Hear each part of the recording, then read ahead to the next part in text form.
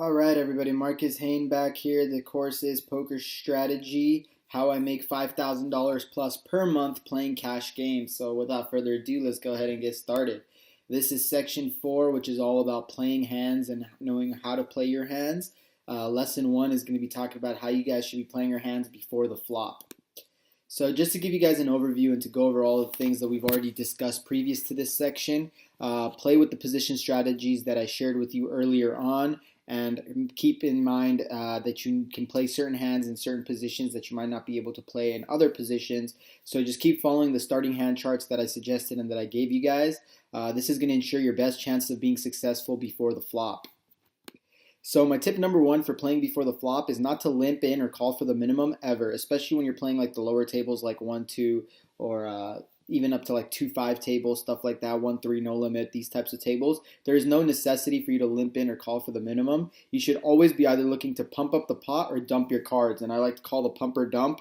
That's like the way I kind of remember it, and I think of it when I'm sitting on the poker table, because limping is a rookie mistake that will cause you to lose a lot of money in the long haul. And that's what gets the rookie players and the beginner players. So if you've been limping so far as often as you've been playing, you probably have a really good idea and a really good understanding of why you might not have been successful. That might be a huge reason why.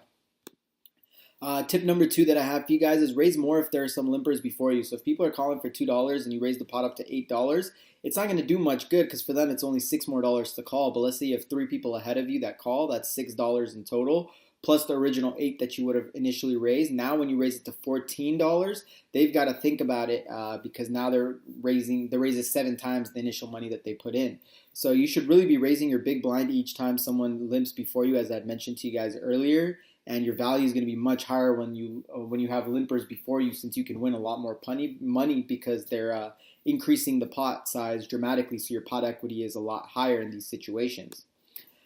Tip number 3 is if you can get one-on-one situations when you do raise preflop, that's ideal. So you want to try raising more so that you can get one-on-one situations. If you constantly keep getting more players calling your raises before the flop, it just basically means that the table is very loose, and the only way to really push them out is by raising the bets. So they've got to really put the money where their mouth is, and that's sometimes a tougher thing to do for a lot of players. So that's your best bet in terms of getting one-on-one action, because the more people that go into a flop with you, the lower your odds of winning that pot becomes, and it's a lot tougher to win because there's so many multiples and variables out there that can potentially affect your hands.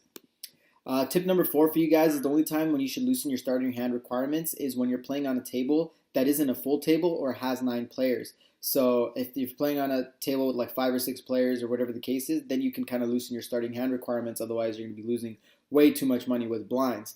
But I highly recommend only playing at 8 to 10 player tables. My favorite's 9. So if you're sitting at a 9-player table but the amount of players drops to 5 or 6, you should still ease up on your preflop strategy and loosen your starting hand requirements until the table fills back up. And this oftentimes happens quite often in casinos and stuff like that. So that's something you guys want to be careful about.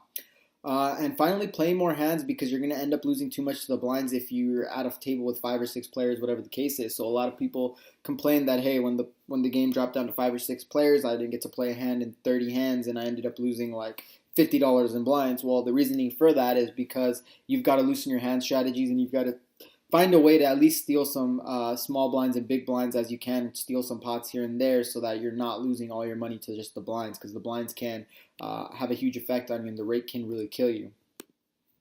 And lastly, my final tip for you guys for playing hands before the flop is newer players think that they're tied down to any hand that they raise pre-flop. This is not the case, and it's a big rookie mistake. Some of the professionals and the more advanced players will tell you that when they get a hand like pocket aces and they go to the flop and they see something crazy, they're willing to let it go and they're willing to fold it. And I know a lot of rookie players say, I've never folded pocket aces ever in my life. And I can simply look at that and I can tell them, well, that's one of the main reasons why you're probably not so profitable or not as profitable as you should be. Because you can lose a lot of money if you're not willing to fold a hand, especially when you have a good feeling that you might be beat. An example of this might be you get pocket kings and the flop is ace 3-9. So your opponent is betting heavy, which means probably it's a good indication that they have an ace. They might have 3 of a kind or maybe even a 2-pair like an ace-9, whatever the case is. But more likely than not, you're beat. So you've got to fold your pocket kings, and you got to remember that patience is a virtue in poker, and you're eventually going to get another hand.